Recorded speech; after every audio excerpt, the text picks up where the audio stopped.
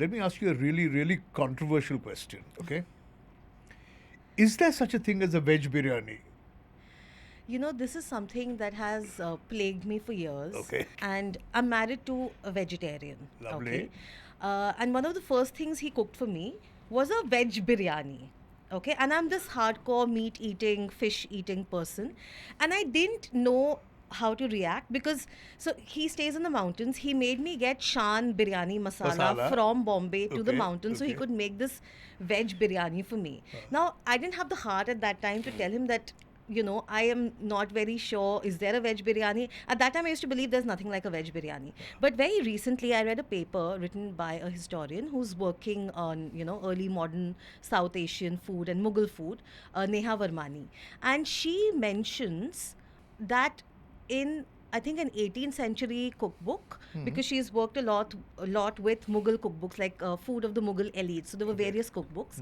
There is something called a biryan e paneer.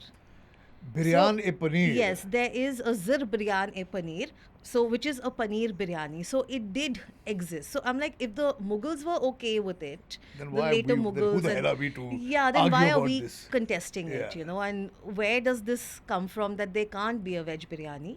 But my question is, then if it's a veg biryani, it must be layered, right? Like, because Correct. in my head, that is what a biryani is. Correct. Otherwise, it's a pulao. Yeah. So if you make the vegetables, cook the vegetables, and then you layer the rice on them, I think it could be, and then do the dum. So then what do it you could do? be, You have rice and then French beans and then rice and then Potatoes. cauliflower, then rice and then cabbage and then is maybe not cabbage. not I don't- cabbage. yeah, No, not cabbage.